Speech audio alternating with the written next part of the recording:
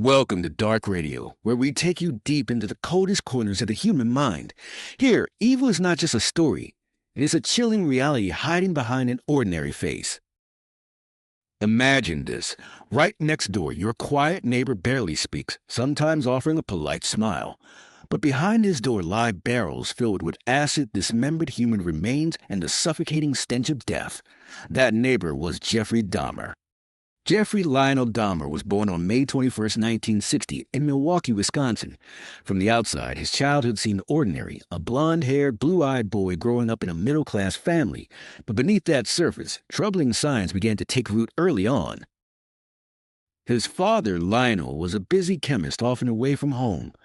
His mother, Joyce, struggled with mental instability, frequently relying on medication and prone to violent outbursts. In this tense household, Jeffrey grew up in isolation. That loneliness became fertile ground for strange obsessions, dead animals, bones, and fantasies of absolute control over helpless creatures. As a child, Dahmer collected animal carcasses from roadsides, dissecting them and preserving them in chemicals. He wasn't afraid of blood or decay. On the contrary, he seemed fascinated by it.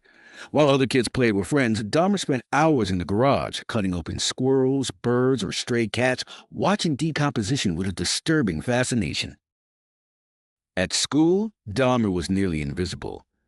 He was quiet, often regarded by classmates as odd. Some recalled how he sometimes mocked madness by making strange noises or imitating disabilities, only to retreat back into long silences. As he grew older, he became increasingly detached from the world.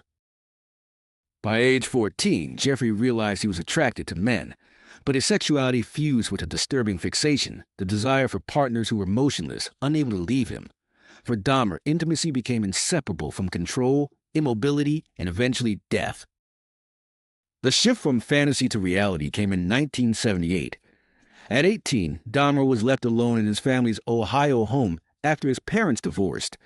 There, he claimed his first victim. Stephen Hicks, a 19-year-old hitchhiker returning from a concert, accepted a ride from Dahmer. They talked, drank beer, and spent time together.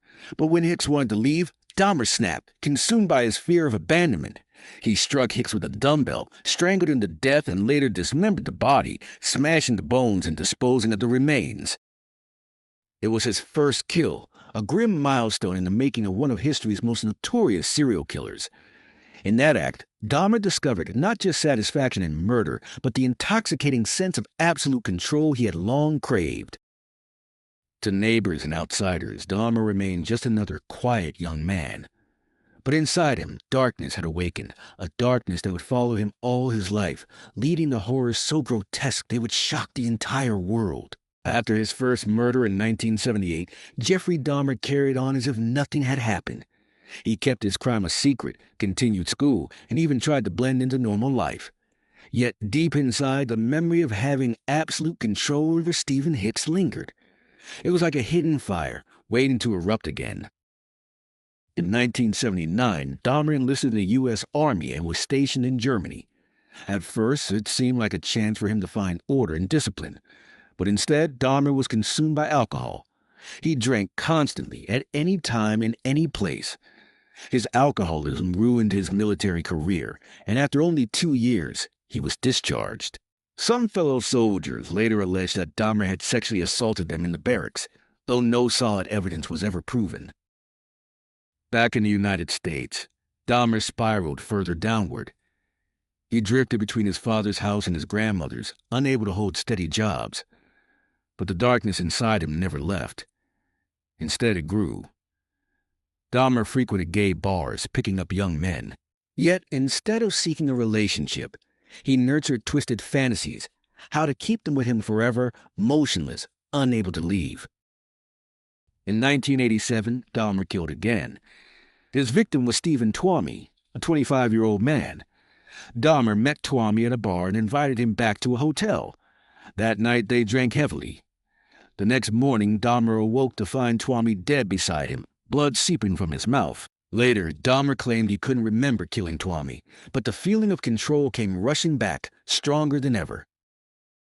He purchased a suitcase, stuffed Twomey's body inside, and transported it to his grandmother's house in West Allis. There, Dahmer dismembered the body and began experimenting. Over the following years, his number of victims grew, and this time, Dahmer's gruesome urges intensified, keeping skulls, storing bones, even cooking human flesh. Yet to the outside world, Dahmer still appeared normal, a quiet factory worker, a reserved neighbor, a grandson living with his grandmother. No one could imagine that behind his closed doors, a factory of death was slowly taking shape. After Stephen Tuomi's death in 1987, Jeffrey Dahmer was unlocked. His true nature surged forward, uncontrollable. In the years that followed, his victims multiplied rapidly, and his brutality escalated. Dahmer prowled gay bars, nightclubs, and even street corners in search of prey. He targeted young men, often men of color or Asian descent, those society tended to overlook. He lured them back to his apartment with promises of money for nude photos or simply a few drinks. But once inside apartment 213, few ever walked out alive. His method became chillingly routine. He offered his victims alcohol laced with sedatives. Once unconscious, he strangled them. Then he dismembered their bodies, keeping parts as gruesome trophies. By the late 1980s, Dahmer began collecting skulls and bones. He cleaned them with chemicals, polished them, and stored them carefully. These remains weren't just macabre souvenirs. They symbolized the ultimate control Dahmer believed he had achieved. One of his most horrifying experiments was his attempt to create living zombies. He drilled into the skulls of his victims, injecting acid or boiling water in hopes of producing brain-dead submissive sex slaves, alive but devoid of will. These grotesque experiments always failed, resulting only in excruciating deaths. In 1988, Dahmer was arrested for luring a 13-year-old boy to his home and molesting him. He was sentenced to a year in prison, but served only 10 months before being released on probation. Had the justice system been stricter, many lives might have been saved, but Dahmer quickly returned to his path of blood. By the early 1990s, Dahmer had entered his most prolific killing spree. Apartment 213 in Milwaukee transformed into a house of death, reeking of corpses, with barrels of acid and refrigerators filled with human flesh. He lived a double life. Outwardly a quiet factory worker, but behind closed doors, a cannibal whose pleasure came from holding life and death in his hands. By the early 1990s, Jeffrey Dahmer's crimes reached their peak.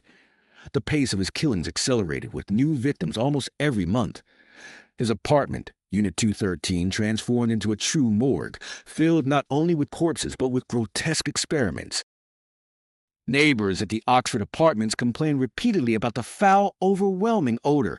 Dahmer brushed it off, claiming his refrigerator was broken or that his tropical fish had died. But the stench of death became harder and harder to disguise. The building manager visited several times, yet Dahmer always managed to deflect suspicion. During this period, Dahmer also began cannibalizing his victims. He cut flesh from their bodies, cooked it, and even stored it in his refrigerator and freezer. In later confessions, Dahmer admitted that eating his victims made him feel they were permanently a part of me.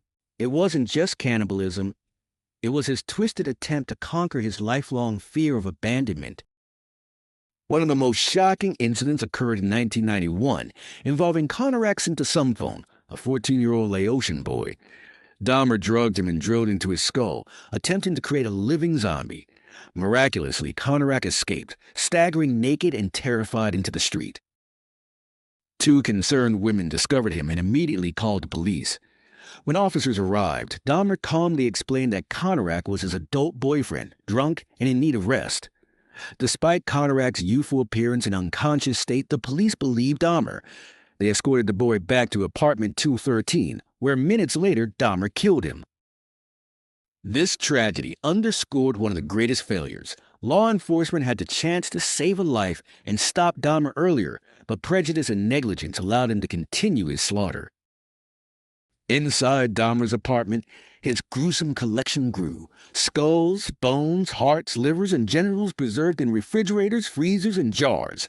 He fantasized about building a shrine of death, a macabre altar of skulls lit by candles, a sacred space to his obsession, a monument to darkness. In 1991, Jeffrey Dahmer's spiral of horror finally came to an end. After years of killing in the shadows, fate shifted when one victim escaped from his death trap, apartment 213. On July 22, 1991, Dahmer approached three men at a Milwaukee bar, luring them back to his apartment with the promise of money for photos.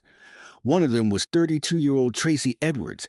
He agreed to go, unaware that he was walking into the lair of a monster. Inside the apartment, Edwards immediately noticed a nauseating stench and stains of blood. Dahmer quickly handcuffed him and pulled out a knife.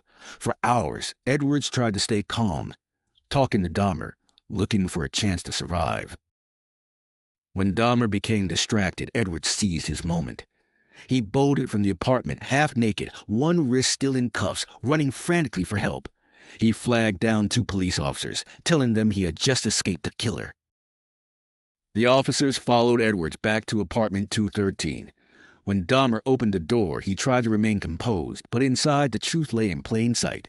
The police discovered Polaroid photographs of dismembered victims, a refrigerator containing severed heads, and barrels filled with acid, bones, and human flesh. The evidence was overwhelming, ending Dahmer's reign of terror instantly.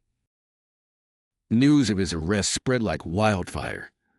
Milwaukee residents were horrified to learn that their quiet neighbor was one of the most sadistic cannibal killers of the 20th century. The grotesque details, rows of skulls, body parts preserved in jars, shocked the entire world. After years of evading suspicion, Dahmer was finally exposed by the very man he intended to kill. His cold-blooded brutality, combined with the failures of law enforcement, had led to at least 17 victims. Now, the Milwaukee cannibal would face justice. After his arrest, Jeffrey Dahmer confessed to everything with chilling calm. He described each murder, each grotesque experiment, and even his acts of cannibalism without a trace of remorse. Investigators and the public were stunned by his composure, as if the horrors were no more than daily routines. The trial began in January 1992. Dahmer was charged with 17 murders. His defense argued that he was insane, unable to control his actions. But the jury deliberated for only a few hours before deciding Jeffrey Dahmer was fully responsible for his crimes. On February 17, 1992, Dahmer was sentenced to 15 consecutive life terms, 957 years in prison. The sentence guaranteed he would never leave prison alive. Yet a larger question haunted America. How had this man managed to kill for so many years without being caught? In prison, Dahmer appeared to accept his fate. He read the Bible, requested baptism, and sometimes expressed regret, but many believed it was nothing more than a facade. For the victims' families, nothing could erase the grief and trauma he had inflicted. On November 28, 1994, Dahmer was murdered at Columbia Correctional Institution in Wisconsin. Another inmate, Christopher Scarver, bludgeoned him to death with a metal bar in a prison bathroom. Dahmer's death closed the final chapter of one of America's most infamous cannibal killers. Even in death, his name lingers in popular culture. Films, documentaries, and books continue to dissect his life and crimes. Dahmer is remembered not only as a killer, but as a symbol of how darkness can hide behind an ordinary face. If the shadows of this story unsettled you, you're not alone. Evil often hides behind the most ordinary faces. Subscribe to Dark Radio for more real-life darkness brought into the light. And remember, justice may sleep, but it never dies.